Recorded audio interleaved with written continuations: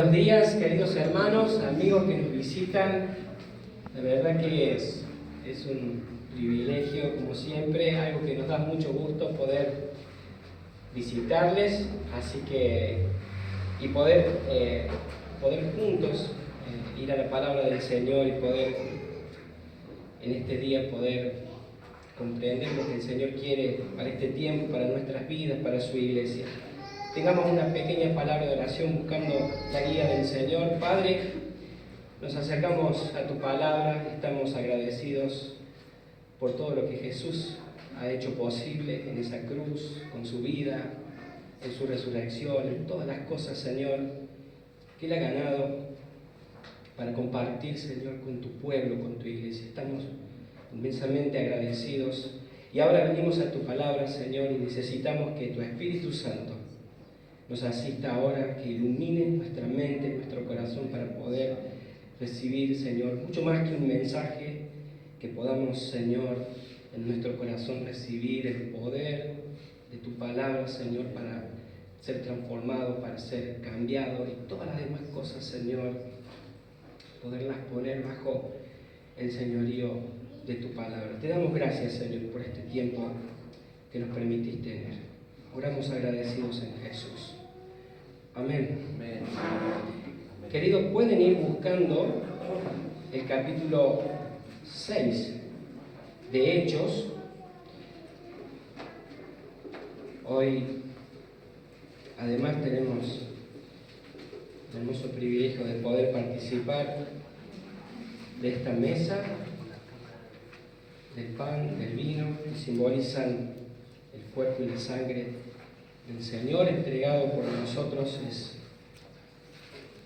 algo que no sabía, pero estoy muy contento de que podamos compartir juntos también eso en esta mañana. Queridos, no hay ninguna duda de que cuando hablamos del gobierno de la iglesia nos estamos refiriendo a un tema muy importante. Y estoy convencido de eso porque, de acuerdo a la manera en que la iglesia es gobernada, esto tiene un impacto tanto para adentro de la vida misma de la iglesia como también en la forma en que la iglesia se expande hacia afuera. O sea, esto tiene una connotación práctica y teológica muy, muy clara. Y a la pregunta de si hay realmente base bíblica para poder insistir en un modelo determinado de gobierno de la iglesia, la respuesta es sí.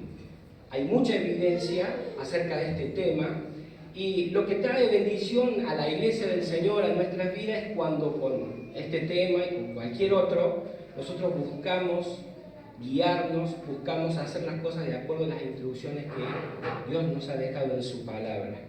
Siempre hay bendición porque Dios es glorificado, así es honrado.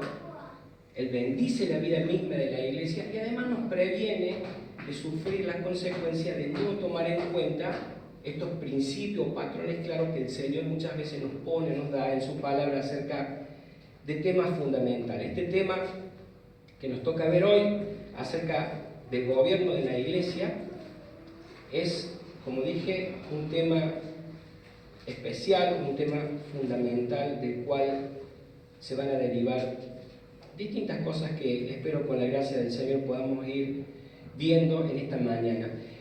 Vamos a ver algunos de los puntos que considero que pueden ser más importantes respecto del tema del gobierno, de la organización de la iglesia. Hablaba con Ariel esta semana, sin duda es un tema que da para hacer una serie exhaustiva, porque cada punto a su vez está relacionado a otras cosas, así que espero con la gracia del Señor que podamos tener una idea clara acerca de este principio o este patrón que vemos en la palabra para el gobierno de la iglesia. Y lo primero que quiero resaltar, lo primero que tengo para decir, es que Cristo es el Rey, el verdadero Rey y cabeza de la iglesia y de todas las cosas. O sea, toda la Biblia, todo apunta al Señor. Él es el Señor del universo, Él es cabeza de la iglesia, y de su autoridad es que proviene toda la autoridad que nosotros podemos ejercer en la iglesia porque Él nos la ha delegado.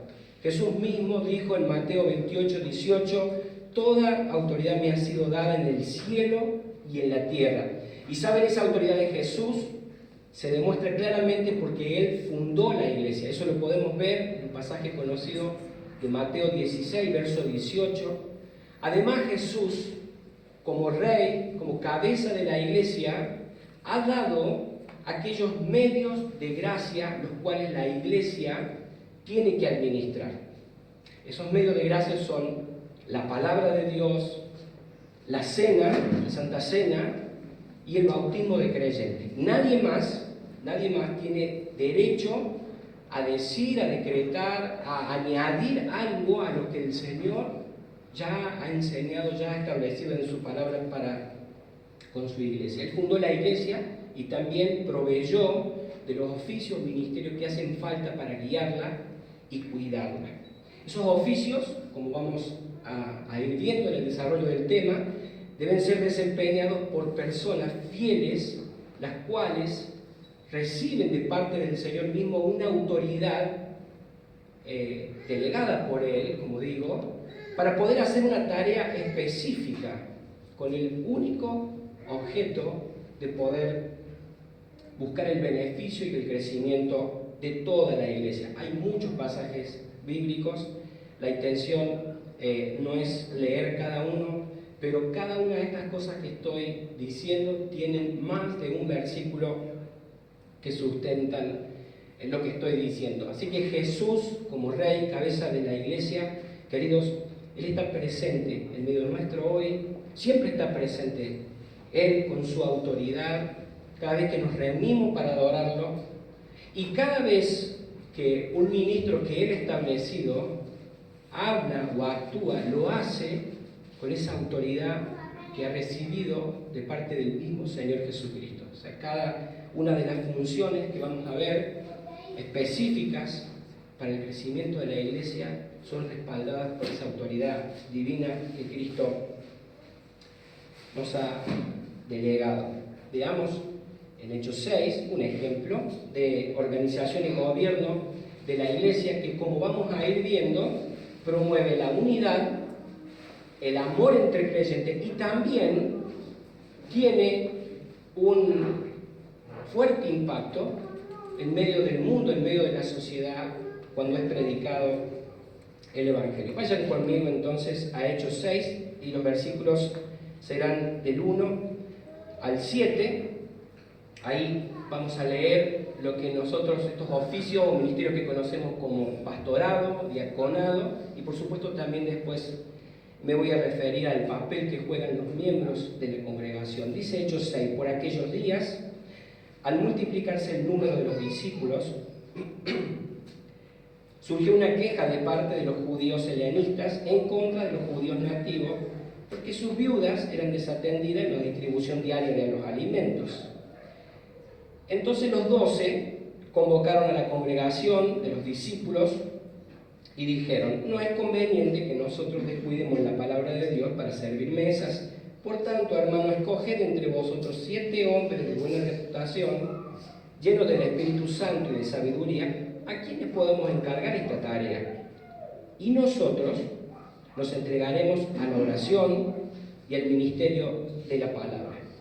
Lo propuesto tuvo la aprobación de toda la congregación y escogieron a Esteban, un hombre lleno de fe y del Espíritu Santo, a Felipe, a Prócoro, a Nicanor, a Timón, a Parmenas y a Nicolás, un prosélito de Antioquía, a los cuales presentaron ante los apóstoles y después de orar pusieron sus manos sobre ellos, y la palabra de Dios crecía y el número de los discípulos se multiplicaba en gran manera en Jerusalén, y muchos de los sacerdotes obedecían a la fe.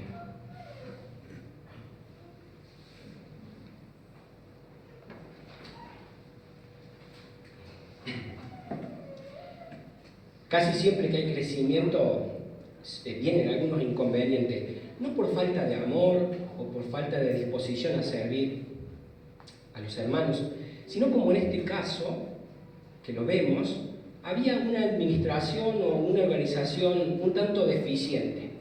Los apóstoles, que tenían principalmente que llevar adelante este ministerio de la oración, la predicación de la palabra, estaban también muy ocupados atendiendo las necesidades de los nuevos creyentes. Así que esto había generado en ese momento de la iglesia una cierta incomodidad entre los hermanos y llevó a incluso la queja a los apóstoles por este tema. Entonces, si empezamos a ver lo que está pasando, lo que estamos viendo es el resultado del obrar del Espíritu Santo por medio de estos hombres que están llenos del poder de Dios. Recuerden, si nos vamos un poco más atrás, a Hechos 2, encontramos el cumplimiento de lo que dijo Jesús: va a venir el Espíritu Santo sobre ustedes y van a recibir poder para ser testigos míos y anunciar el Evangelio. Estos hombres llenos del poder del Espíritu Santo están predicando la palabra de Dios, la gente se está convirtiendo y la iglesia está creciendo exponencialmente, de una manera que sobrepasa toda capacidad de reacción de ellos, y la iglesia entonces en este momento tiene que organizarse. Ahora, un tema del cual nosotros tenemos que ser conscientes, algo que es quizás algo natural en los seres humanos, es que nos cueste muchas veces someternos a la idea de la autoridad. Es algo que nos cuesta, tanto afuera de la iglesia como a veces adentro de ella misma. Y eso, queridos hermanos, se debe a dos cosas fundamentalmente. Primero, el pecado que está en nosotros. Y segundo, como Jesús lo explicó en una oportunidad, a que lamentablemente algunas personas en autoridad a veces abusan de su posición. Piensen quizás en algún jefe que tienen o han tenido, en algún político, no sé, quizás también algún pastor haya hecho algo que nos ha dañado o que nos ha dañado. Entonces empezamos a abrazar ciertos prejuicios que a veces nos acompañan. Entonces la idea de la sumisión, la idea de estar sujetos bajo una cierta autoridad, no es una idea que al principio, como hijos de Dios, a veces nos sienta muy cómodo. Pero como venimos viendo, fue Dios, a través del Señor Jesucristo, que instituyó la autoridad para la iglesia. El Señor, toda autoridad, en realidad, se deriva del Dios mismo. Entonces, queridos, como cristianos nosotros tenemos que ver esta autoridad como un bien más que tenemos que atesorar, por el cual tenemos que agradecer. Es una parte más de esta gracia de Dios que hemos recibido. Y el trabajo que tenemos como creyentes es de aprender a confiar en esta autoridad, en esta guía de los ancianos, de los pastores, porque esa autoridad bien ejercida va a producir lo que estamos leyendo en Hechos 6. Unidad entre los creyentes, un amor sincero, y que la predicación de la palabra esté teniendo un impacto realmente grande en la sociedad que nos rodea ahora nosotros en este tiempo. Dije hace un momento que uno de los medios de gracia que el Señor nos ha confiado, que nos ha dado para salvaguardar, es la gracia de la palabra de Dios, es la palabra de Dios. Nosotros fuimos creados como seres humanos para poder relacionarnos con nuestro Creador. Y saben, cuando nosotros escuchamos la palabra de Dios, Él nos bendice, Él se acerca a nosotros. En realidad es lo que más nos hace falta. Así que toda iglesia bíblica tiene que darle a la palabra de Cristo un lugar relevante en la congregación. Esa es una de las cosas que el Señor espera de nosotros como iglesia, que la palabra realmente more en abundancia entre nosotros y que nosotros podamos también velar por esa palabra que esté produciendo los frutos esperados. O sea, que el Señor, a través del poder de su palabra, esté transformando nuestras vidas. Así que la predicación de la palabra, queridos, no es sencillamente para poder pasar un poco de tiempo acá en la iglesia, no es algo para rellenar el tiempo, sino que es algo vital. es algo sumamente elemental para el cristiano. Poder predicar la palabra, escuchar la palabra, es un estilo de vida, es algo que nosotros tenemos que hacer, es como individualmente y como iglesia. ¿Por qué? Dios nos ha confiado esta palabra de verdad, porque sabemos que es la verdad que lleva el camino que conduce a la vida eterna.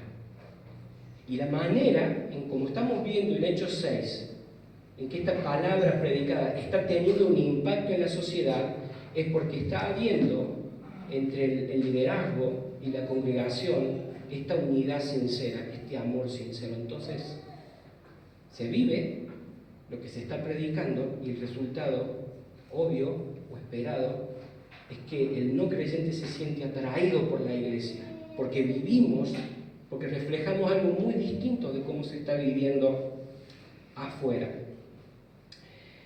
Eso es exactamente lo que venimos viendo. Los apóstoles tenían esta tarea fundamental, pero está impedido, se ve de alguna forma frenada. ¿Por qué? Porque ya vimos que también tienen que hacer algo que es muy importante, algo que el Señor Jesús también nos encargó, que es ocuparnos de los pobres, ocuparnos de los necesitados. Así que ellos no menosprecian la queja de estos hombres, sino que oran, ellos buscan la guía del Señor y proponen algo que, como vamos a ir viendo, realmente fue para bendición de toda la iglesia, de todo el cuerpo, y es justamente el patrón, o podemos tomar de acá una imagen clara de lo que nosotros debemos buscar también para nuestra iglesia, algo muy importante. Los discípulos están ocupados, están sobrepasados, y esto hace acordar un poco a lo que le tocó pasar a Moisés, ahí en Éxodo 18, no hace falta que lo busquen, pero en el capítulo 18 de Éxodo, vemos a Moisés que está realmente muy sobrecargado, tratando de guiar al pueblo de Israel. En ese contexto, en ese momento, su suegro le propone que él busque a hombres capaces y que les delegue autoridad para ayudarle a juzgar, a sobrellevar la necesidad del pueblo. Esto trajo muchísimo alivio a la vida de Moisés. Y lo que estamos viendo es que los discípulos acá también tuvieron que encargarse de buscar una solución al cuidado de los necesitados, parar, atender, frenar esa queja, porque eso estaba atentando contra la unidad de la iglesia, contra este amor sincero que tiene que haber entre nosotros.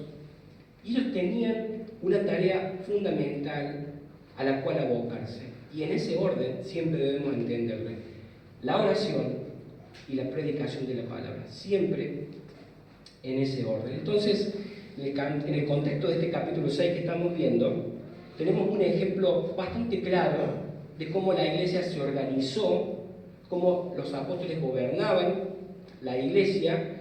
Básicamente podríamos encontrar acá a través de dos ministerios básicos. El ministerio que conocemos normalmente como el de ancianos y diáconos, o pastores y diáconos. Los apóstoles, que ahora son los maestros de los nuevos creyentes, están justamente cumpliendo estas funciones de pastores o ancianos porque están orando, están predicando, están tomando las decisiones importantes, están equipando a los creyentes para la obra del ministerio. Y tenemos un segundo grupo de hombres, los cuales han sido reconocidos por la congregación, por los apóstoles, que están dedicados a aliviar el trabajo de los pastores, desarrollando tareas, podríamos decir, administrativas, de servicio. Pero a veces nos quedamos cortos con la idea del diaconado, pensando que por ahí es la persona que pinta, que cambia una lámpara, pero eso puede hacerse también, eso es parte del servicio y del cuidado. Pero estas personas, vamos a ver, están desarrollando una función fundamental bajo la guía y la dirección de los pastores. Y esto trajo esa unidad, reafirmó el amor entre ellos y permitió que los apóstoles sigan llevando adelante su función principal. Así que lo que vemos es que Cristo proveyó para la organización y el gobierno de su iglesia una diversidad de ministerios. En la iglesia del Nuevo Testamento, entonces, los ancianos o pastores tienen la responsabilidad de gobernar y de enseñar en la congregación. Y en la Escritura, en el Nuevo Testamento, podemos encontrar esta función con distintos nombres. Aparece como anciano, como obispo, como supervisor, pastor, pastor y maestro, puede ser en alguna versión también presbítero.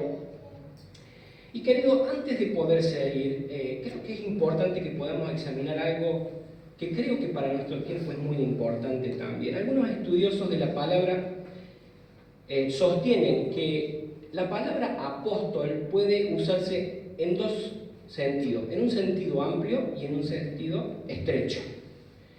En un sentido amplio, un apóstol sería una persona, un misionero, un mensajero, pero en un sentido estrecho, lo cual está más en concordancia con lo que nosotros encontramos en el Nuevo Testamento, el título de apóstol se refiere a un oficio específico. Un oficio el cual es apóstol de Jesucristo. Entonces es importante que nosotros podamos como iglesia en este tiempo entender bien esta palabra.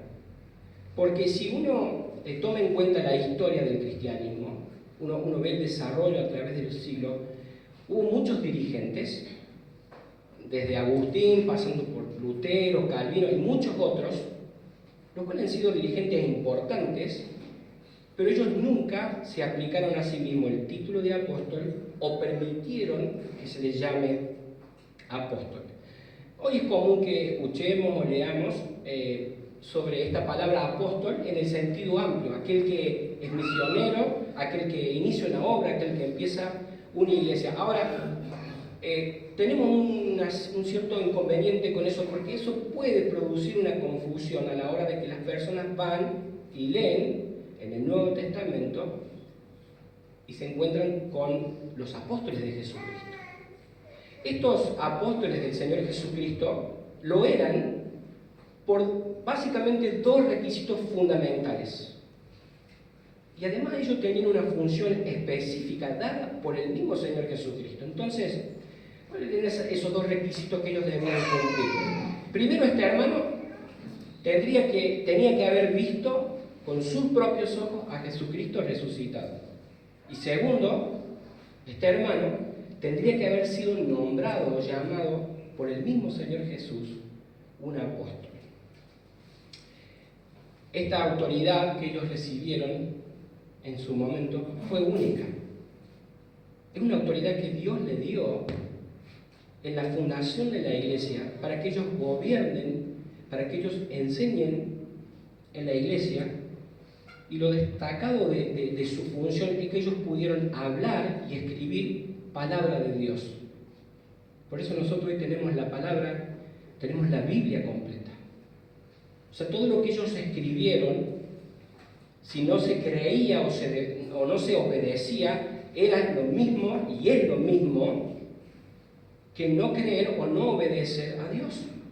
Así de importante era su oficio. Ellos escribieron la palabra, ellos escribieron la Biblia con la inspiración de Dios, y hoy las Escrituras siguen cumpliendo la misma función para nosotros. La palabra de Dios nos enseña y nos gobierna. Lo que nosotros debemos hacer como cristianos, respondiendo a eso, es que traemos cada área o dimensión de nuestra vida y la ponemos bajo el señorío de la palabra. Así se edifica la iglesia, así crecemos, así maduramos, así se edifica individualmente el cristiano y se edifica el cuerpo de Cristo. Pablo se lo dijo a los Efesios en el capítulo 2, versos 19 y 20, así por lo tanto, ustedes ya no son extraños ni extranjeros, sino conciudadanos de los santos y miembros de la familia de Dios, edificados sobre el fundamento de los apóstoles y profetas, siendo Cristo Jesús mismo la piedra angular. Hablando de Pablo es un ejemplo claro de estos dos requisitos que recién mencioné para ser apóstol, aunque él los cumplió de una manera diferente al resto. Pablo tuvo un encuentro con Jesús, y saben, lo tenemos ahí en el libro de los Hechos, capítulo 9. Él va de camino a Damasco y Jesús se le aparece en una visión y ahí lo nombra apóstol. No hay evidencia de que después de Pablo haya habido más nombramiento de apóstoles. Así que eso nos dice mucho. Eso quiere decir que en nuestro tiempo, con mayor razón, nadie cumple estos dos requisitos esenciales para poder ser reconocido como un apóstol, con lo que ese título realmente significa o abarca. Hoy, tristemente, muchos se autoproclaman o se autodenominan apóstoles y introducen nuevas revelaciones. ¿Saben, queridos hermanos? Eso es algo que atenta directamente contra la palabra inspirada de Dios, y es muy grande el daño que se provoca porque desvían a la gente de la verdad, porque se predica un evangelio errado, distorsionado, y casi siempre basado o apoyado, o sea, se rebaja la verdad de Dios al simple hecho de conseguir algunas cosas materiales, apelando o haciendo un mal uso de este amor y la misericordia de Dios para con nosotros, y por supuesto dejando de lado otros atributos de Dios como son la justicia y la santidad que Él tiene. Entonces, en muchas partes, la palabra de Dios nos manda a tener cuidado con la enseñanza de los falsos maestros, de los falsos apóstoles, de los falsos profetas. ¿Por qué? Porque pueden desviarnos de la verdad.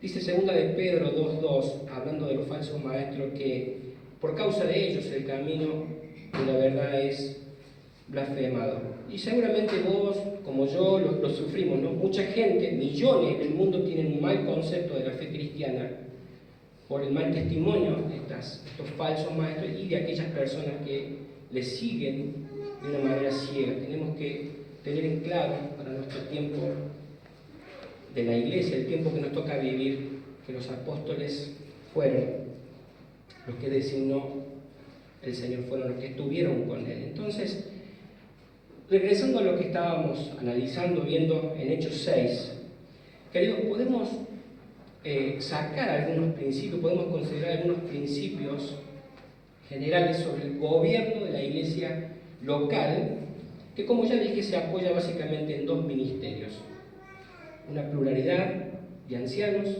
y una pluralidad de diáconos varones. El primer principio, muy importante, es que el liderazgo de la iglesia no descansa de esta manera.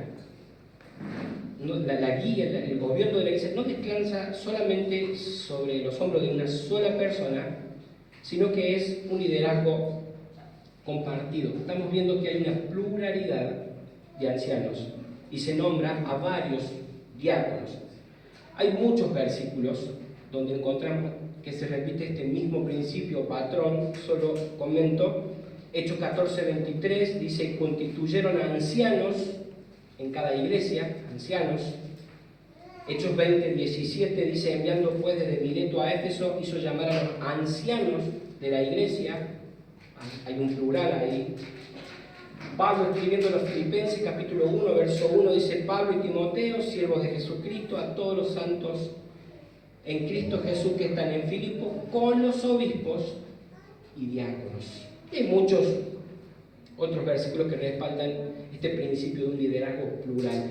Además, el mismo Señor Jesucristo no designó a una sola persona, a un solo apóstol para que gobierne o lleve adelante la iglesia, sino que Él mismo escogió a 12, los preparó, y así Cristo nos da un ejemplo claro, proveyó un ejemplo claro a la iglesia de esa pluralidad en el liderazgo. Y lo que nos toca a nosotros es aprender de este ejemplo entre los apóstoles, porque demanda que ellos sean, al haber más de uno, que haya humildad, que haya realmente ese amor fraternal, y ellos son un ejemplo claro de ese liderazgo plural y compartido.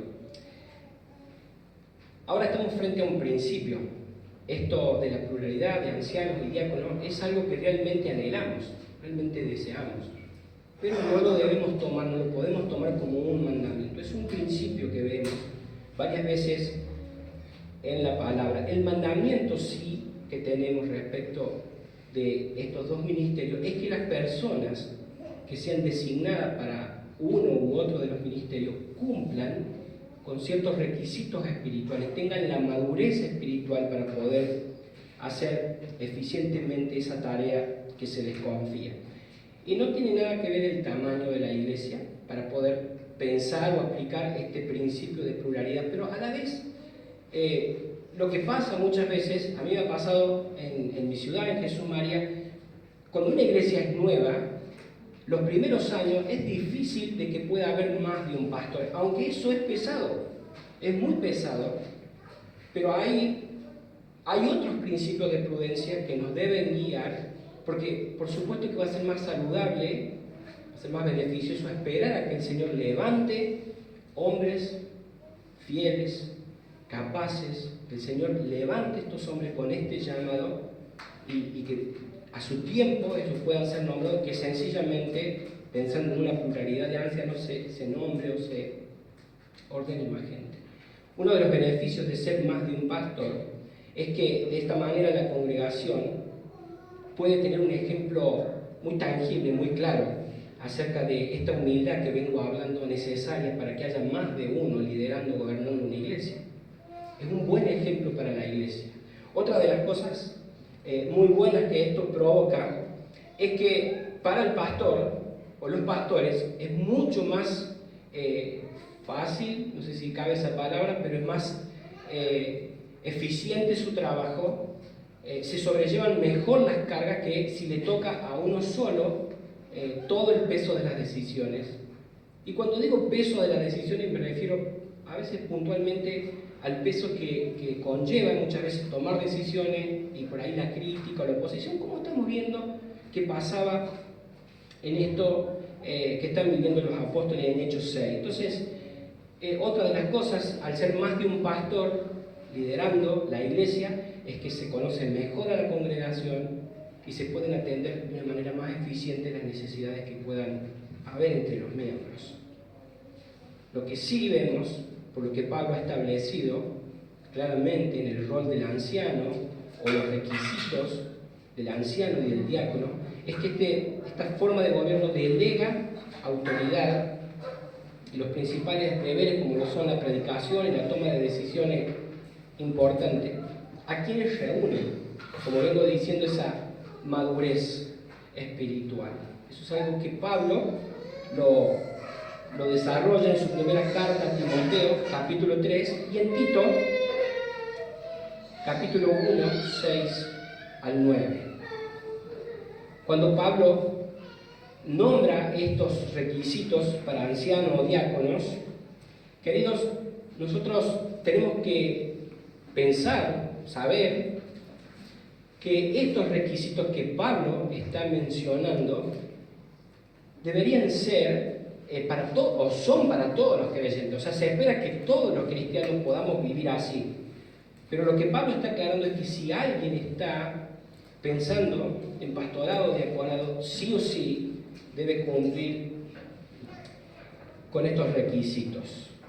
La palabra de Dios manda o llama a los ancianos a ejercer su autoridad correctamente. Y esto es porque, como lo dije al principio, la iglesia es de Jesucristo. O sea, la iglesia no es del pastor, debe tenerlo en claro y tener un corazón humilde en ese sentido y un corazón de siervo. Tenemos los pastores un ejemplo muy claro en la persona de Jesucristo, porque Él usó su poder y su autoridad para servir, siempre obedeciendo en todo al Padre. De esto escribe Pedro, capítulo 5, si quieren buscarlo, por favor, hermanos. Primera de Pedro, capítulo 5, versos 2 y 3. Esta es una palabra que Pedro da a los dirigentes, a los ancianos, a los pastores de la iglesia.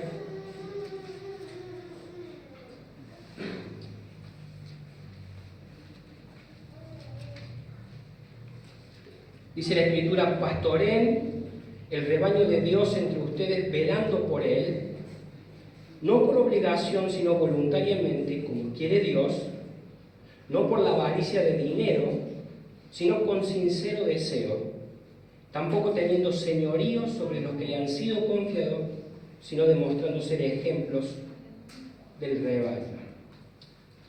Y queridos, hay algo que el Señor requiere de los ancianos, de los pastores y también de los miembros, y es humildad. Si somos conscientes de que la autoridad o la idea de la sumisión a la autoridad es algo que nos cuesta al principio, tenemos que enfocarnos, tenemos que determinarnos a buscar desarrollar esta virtud en nuestra vida de la humildad, porque si no hay humildad, no sería posible llegar a ver esto que estamos viendo en Hechos 6. Esto es elemental, dice Santiago 4:6 que Dios resiste a los soberbios. Así que la humildad, queridos, es algo que nosotros tenemos que buscar, es algo que tenemos que desarrollar y tenemos que no solo cultivar, sino mantener a lo largo de nuestra vida cristiana. No es ninguna novedad de que va a haber algunos desacuerdos, va a haber momentos en los cuales quizás no sea difícil poder caminar juntos, y el Señor nos previene de un montón de males si nosotros sabemos ser humildes y sabemos reconocer que hemos sido llamados a esto que estamos viendo, a una humildad, a un sometimiento mutuo, con el único fin de que el nombre de nuestro Señor sea glorificado y que todo lo que hagamos, porque el fin de la iglesia es mostrar la gloria de Dios al mundo. Entonces la manera en que nosotros nos relacionamos acá adentro tiene que ser muy diferente. Solo así la iglesia es atractiva. Tenemos que ser conscientes de este gran privilegio y responsabilidad que tenemos para hacer luz ante un mundo que se muere, un mundo que se pierde, un mundo que no tiene rumbo y que cree que estas virtudes como la humildad, el amor sinceros, están en otra cosa. Queridos, si nosotros estamos determinados a desarrollar en nuestra propia vida esta humildad y examinamos las motivaciones que tenemos, no nos va a ser tan difícil ser sumisos a la autoridad, ser más respetuosos, ser menos desafiantes. Dios promueve la unidad entre los creyentes por medio de un mandamiento para los miembros de obedecer a los pastores y someterse a su autoridad. Eso lo vemos, búsquenlo conmigo por favor, en Hebreos 13:17.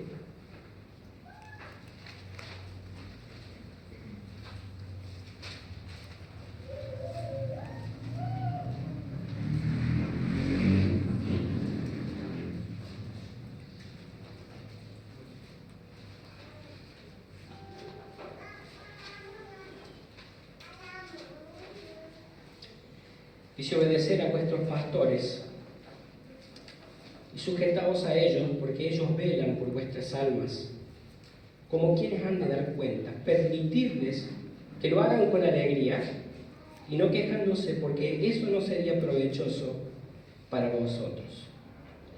Queridos, un principio que se desprende de esto, que es muy importante lo que nosotros pensamos y mostramos sobre nuestros pastores. Eso no quiere decir que no se puedan hacer preguntas, que no se pueda pedir que se explique algo, pero el desafío que tenemos como hijos de Dios es de hacerlo de tal manera que se note, que realmente se note que nuestra intención o nuestra motivación es la correcta. ¿Saben? Porque esa percepción que nosotros vamos a generar o a crear del pastor o del cuerpo de pastores también va a repercutir en los demás miembros, porque en la iglesia del Señor estamos unidos, estamos pegados unos a otros, y a veces podemos pensar o creer que, bueno, el problema que tengo interpersonal con tal persona solo nos afecta a mí y a esa persona. No, la Escritura dice que estamos pegados, nos afectamos porque somos un cuerpo. Entonces especialmente debemos tener ese cuidado, esa percepción que creamos, especialmente ante los creyentes más nuevos, aquellos que están creciendo en la fe. Cuando nosotros nos sujetamos a la autoridad juntos, eso siempre fomenta la unidad. Eso es justamente lo que vemos que pasó en este relato de Hechos 6. Entonces el anciano, el pastor, tiene una gran tarea, una gran responsabilidad delante de Dios, que es preparar a la iglesia para el servicio, para que todos podamos llegar a esa unidad de la fe. Querido, cuando nos hacemos miembros de la iglesia, más que la idea de que nos unimos a la iglesia, tenemos que tener la idea de que nos sometemos a ella. ¿Saben por qué? Porque nos estamos comprometiendo a vivir la vida cristiana. Nos comprometemos a velar por eso en nuestra propia vida y también en la vida de los hermanos, a la vez que autorizamos a los demás que hagan lo mismo con nosotros. Entonces hay mucha bendición si nosotros entendemos que estamos asumiendo delante del Señor y de los hermanos un compromiso de amarnos sin fingimiento. Un amor sincero, como dice en Romanos 12:9, aborreciendo lo malo y siguiendo lo bueno. El Señor trabaja, edifica así su iglesia, y ese debe ser tu compromiso y el mío para con esta iglesia si sos miembro ya. Y mientras vamos creciendo, vamos madurando, siguiendo la verdad en amor, el Señor usa su palabra, nos cambia, nos transforma por medio de su Espíritu. Y nos usa también, para que cuando nosotros predicamos la verdad, esa predicación no es solamente algo que estamos repitiendo, sino es algo que estamos esencialmente viviendo. Eso en esencia es ser cristiano, ser moldeados por la palabra, ser transformados por ella, entender el cuerpo de Cristo, lo que cada uno de los miembros, cómo nos podemos afectar para bendición. Y eso hace que el Evangelio de Jesucristo tenga impacto en donde nosotros lo predicamos. Miren, no es fácil, pero en Jesucristo, en el Evangelio de Jesucristo, tenemos todo lo necesario. Tenemos que determinarnos a madurar, a buscar aquellas cosas que nos den un entendimiento claro, porque cuando cada uno de los miembros, cada uno de las funciones, cuando cada uno está en su función, en su lugar, hay bendición, hay crecimiento. Y como he dicho, eso hace que la iglesia del Señor sea atractiva para el no creyente. Eso es lo que vimos en el verso 7 de Hechos 6. Si lo tienen, ahí a mano dice, y la palabra de Dios crecía y el número de los discípulos se multiplicaba en gran manera en Jerusalén, y muchos de los sacerdotes obedecían a la fe. Qué hermoso, qué privilegio, cómo el Señor nos estaba usando, nada más y nada menos que en Jerusalén, con toda la posición y con todo lo que eso significaba. Pero el testimonio de ellos era poderoso. Lucas ha venido en los Hechos relatando cómo la iglesia está creciendo de a miles. ¿Se imaginan que nos pasara eso? ¡Qué maravilloso! Tendríamos que apresurarnos también a tomar algunas determinaciones. Pero qué hermoso ver cómo el Señor atraía a aquellos que iban a ser salvos por medio de cómo ellos estaban viviendo esa unidad, ese amor y esas funciones en las cuales cada uno de ellos estaban ejerciéndola en servicio a Cristo. Cuando la palabra, acá Lucas se escribe que la palabra de Dios crecía, no es que se estaban escribiendo más cartas o más libros, sino que el poder del Evangelio estaba trayendo el crecimiento espiritual en los creyentes. Y esta predicación de la palabra, este obrar del Espíritu Santo por medio de ella, era tan poderoso que dice que aún hasta algunos de los oficiales, de los sacerdotes, obedecían a esta fe en Jesucristo. Qué hermoso. Y estos apóstoles, guiados por el Señor, designaron a 7 hombres para que les puedan ayudar a atender la necesidad de estas personas, estos creyentes nuevos. Si uno analiza estos primeros 7 versículos, la palabra diácono no aparece. No aparece en nuestra Biblia, pero en el original aparece 2 veces una palabra griega que es diaconia o diaconía. En el versículo 1 significa distribución y en el versículo 4 aparece como ministerio. Así que lo que nosotros estamos viendo que ellos en funciones estaban cumpliendo, habían sido elegidos, delegados, para poder ayudar en el trabajo de los apóstoles. En este caso estamos diciendo que ellos cumplen la función de los pastores, de los ancianos. Y el rol y el papel del diácono, también, como lo dije, fue establecido en Primera de Timoteo y son muy parecidos los requisitos para uno y para otro, solo que al diácono no se le demanda que sea apto para enseñar. Entonces, una buena pregunta acá sería si el trabajo del diácono y del que enseña y predica son diferentes, y la respuesta es sí. Estas personas fueron escogidas para poder dedicarse a cosas prácticas de la iglesia en el cuidado de los necesitados, liberando o aliviando la carga para que los apóstoles, los pastores, los ancianos puedan dedicarse más a la oración, la predicación de la palabra. Esa es la función principal de ellos y tenemos un gran ejemplo de unidad para imitar. Los diáconos sirviendo con humildad, bajo la guía, la dirección de los pastores, los ancianos, abocados, dedicados a gobernar, a enseñar a la iglesia, cada uno abrazando su rol, y así la iglesia crecía, el Señor la bendecía. Y tenemos un ejemplo, un patrón claro de cómo el Señor bendijo esta situación de una manera total, porque se consiguió todo. Los apóstoles se liberaron para dedicarse a su función. Estas personas fueron reconocidas, me imagino el gozo de ellos, de poder servir a Cristo, de poder ayudar a los apóstoles, y fundamentalmente esa situación de descontento, de queja, también frenó, se paró. Así que el Señor bendice su iglesia a través de estos ministerios y del papel que juegan los miembros con otros, en ese guiado, en esa guía, en esa dirección correcta y en esa sumisión también que se espera de parte de los miembros. Esto trajo alivio en forma práctica. Esto para nosotros representa que la carga no caiga solamente sobre el pastor y sobre algunos pocos miembros, sino que, queridos, cada uno de ustedes, el Señor anhela que ustedes puedan desarrollar su vida espiritual, que puedan crecer, que puedan madurar, para poder experimentar también este gozo de poder servir en la obra del Señor, en lo que sea. Esto es de gran ayuda cuando los pastores cuentan con hombres, con mujeres fieles que están dispuestos a hacer lo que haga falta para que la obra crezca, para que la obra que el Señor nos ha encomendado se lleve adelante. Y puntualmente, acá todavía no tienen diáconos, tengo entendido,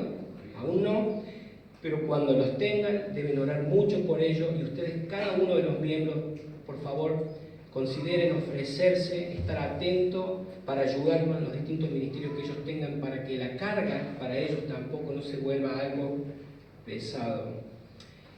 Queridos, acá aparece en todo lo que estamos viendo algo relevante también para la iglesia, un principio que se destaca en todo esto que hemos venido viendo juntos, es que el gobierno de la iglesia es masculino. Sabemos por las escrituras de que hombre y mujer son exactamente iguales a Dios, ante Dios, porque ambos fueron creados a imagen y semejanza de Él. La posición también ante Dios es exactamente la misma, hombre y mujer recibimos la salvación en base a lo mismo, a la fe puesta en Jesucristo como Salvador. Pero Dios ha dado a hombre y mujer roles o funciones distintos. Eso para la familia y dentro de la iglesia. Y hay muchas bendiciones que cada uno de nosotros podemos tomarnos también el trabajo de entender bien esto, porque si Dios lo ha dispuesto así, seguramente esto es lo mejor, es bueno para el hombre, para la mujer y para la iglesia. En la iglesia local, en el contexto de la congregación reunida, Dios ha dado la responsabilidad de enseñar y gobernar la iglesia al varón, y no le permite a la mujer ejercer esta enseñanza o autoridad sobre el hombre. Eso pueden verlo, si están tomando nota, en 1 Corintios capítulo 14, versos 33 y 38, y 1 Timoteo capítulo 2, versos 11 y 12. Ahí Pablo habla de este tema importante. Ahora, de nuevo, esto no es solamente un patrón que encontramos en el Nuevo Testamento. Desde el Antiguo vemos que fueron los nombres de los hijos varones los que dieron nombre a las tribus de Israel. Jesús escogió 12 hombres para llamarlos, o colocarlo como apóstoles. Los apóstoles buscaron 7 hombres para que sean diáconos. Tristemente, este es un tema que hoy por muchos mal entendido. Piensan que eso se trató de algo circunstancial, algo del momento. Algunos hablan de que, bueno, la mujer en ese siglo primero no tenía acceso a la educación.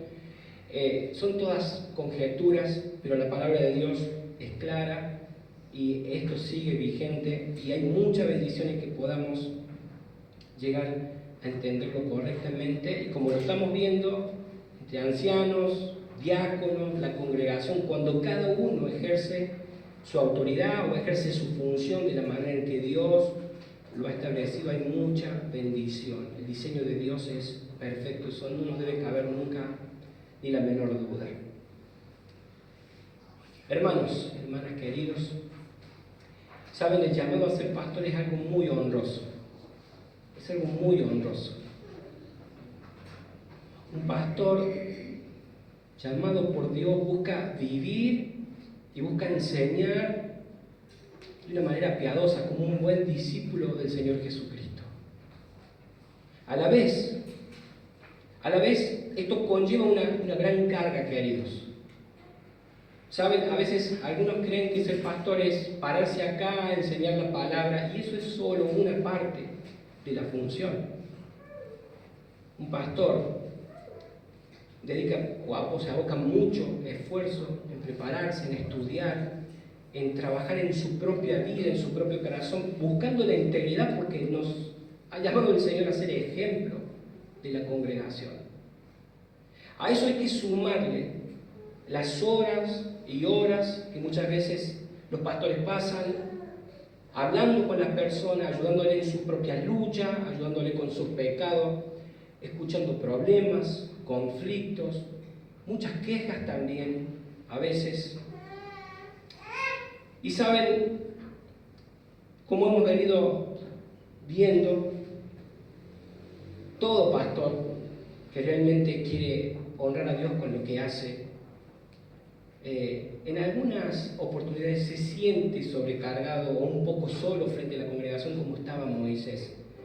O sea, es Moisés el que vemos que casi se está muriendo de tanta presión que tiene en llevar adelante el pueblo de Israel. Y saben, todo esto que le digo es para ayudarles a tener una mejor idea, y al punto al que quiero llegar, hermanos y hermanas queridos, es que sinceramente quiero animarlos a que, si todavía no lo han hecho, se determinen a ser personas que puedan prepararse y que puedan ponerse en las manos del Señor para poder ser de ayuda acá a su propio pastor. Saben, la carga es muy pesada y es mucho, nos da mucho gozo y es algo muy honroso para el pastor este llamado, este privilegio que el Señor nos ha dado. Pero saben, es también muy hermoso cuando podemos ver que cada una de las vidas están creciendo y se están comprometiendo y están entendiendo que como un cuerpo nos necesitamos, y que la iglesia solamente crece, como dice el capítulo 4 de Efesios, cuando cada uno de los miembros trabaja en su función.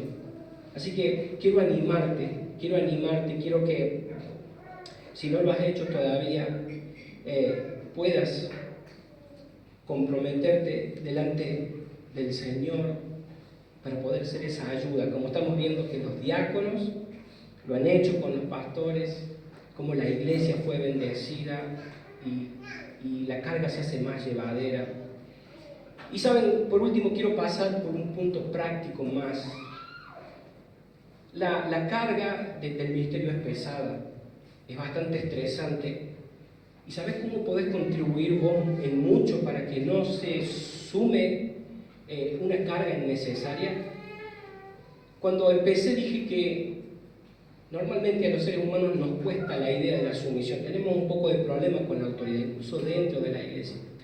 Y saben, como pastores nosotros sabemos que es de esperar de que haya desacuerdos. No siempre es posible estar completamente de acuerdo para avanzar. Salvo algunas raras excepciones muy puntuales, siempre deberíamos obedecer a nuestros pastores. A lo que quiero llegar es que si hay un desacuerdo, te animo, te pido que ores, que le pidas sabiduría y guía al Señor para ver si ese punto de desacuerdo con tu pastor o con algún hermano es una cuestión simplemente de preferencia tuya, o realmente hay algo que vale la pena expresar. Y si lo vamos a expresar, para que no sea una carga extra, que podamos elegir las palabras, el momento, que tengamos esa motivación, esa actitud correcta para que realmente haya bendición. Recordemos que nuestros conflictos o nuestros desacuerdos interpersonales no nos afectan solamente a nosotros, pero no es de sorprenderse que los haya. El desafío es, cuando aparecen estos desacuerdos, cómo nosotros los vamos a resolver, como tenemos este patrón en la palabra, ocupando cada uno el lugar, funcionando cada uno como el Señor quiere que lo haga, para que todo el cuerpo, para que toda la iglesia sea realmente bendecida. Así que te pido que ores por tu pastor, ores por su familia. Sé que lo haces, intensifica su oración, clama al Señor para que levante otras personas idóneas, capacitadas, para que puedan ayudar en la tarea, para que el Señor levante diáconos, para que el Señor haga que esta iglesia pueda ser un testimonio de luz en medio de esta ciudad. Y recordá siempre que los pastores siguen siendo ovejas. El único que es perfecto es el príncipe de los pastores. Nosotros estamos muy lejos de ser perfectos. Entonces, cuando tu pastor lidera como Cristo, anímalo y seguilo como Él lo hace con Cristo. Amén. Amado Dios, queremos agradecerte por tu palabra, por este tiempo en que hemos podido examinar este principio, este patrón de gobierno de la iglesia, pero más que todo, Señor, quiero darte gracias ahora por cada una de las vidas de mis hermanos, de mis hermanas aquí. Señor, rogarte para que tu precioso Espíritu Santo esté trayendo convicciones nuevas, firmes, Señor, que los lleven a determinaciones claras, concretas, Señor, de ponerse en tus manos, poder llegar a disfrutar de este gozo de poder ser llamados siervos de Dios o siervos de Jesucristo. Señor, vos sabés cuáles son las luchas, los impedimentos, pero sabemos que en Cristo tenemos todo lo que necesitamos, porque Él es esa fuente de vida, en la cual podemos venir una y otra vez a ser limpios, a beber, a calmar esa sed. Señor, que nos ayuda en nuestras tentaciones, en nuestras luchas. Gracias. Gracias por cada una de estas vidas, Señor. Gracias por lo que estás haciendo en esta iglesia y gracias también por la vida de Ariel y su familia. Señor, rogamos para que preserves su alma, su corazón, lo fortalezcas, lo guíes y, Señor, corones el trabajo, el esfuerzo de ellos con una iglesia que esté creciendo, no solo numéricamente, sino principalmente en lo espiritual. Señor, porque si esto sucede, lo demás va a ser una consecuencia lógica del obrar de tu Espíritu Santo. Gracias, Señor. Gracias por esta iglesia, gracias por esta congregación. Y que tu nombre, Señor, siga siendo levantado en esta ciudad, glorificado.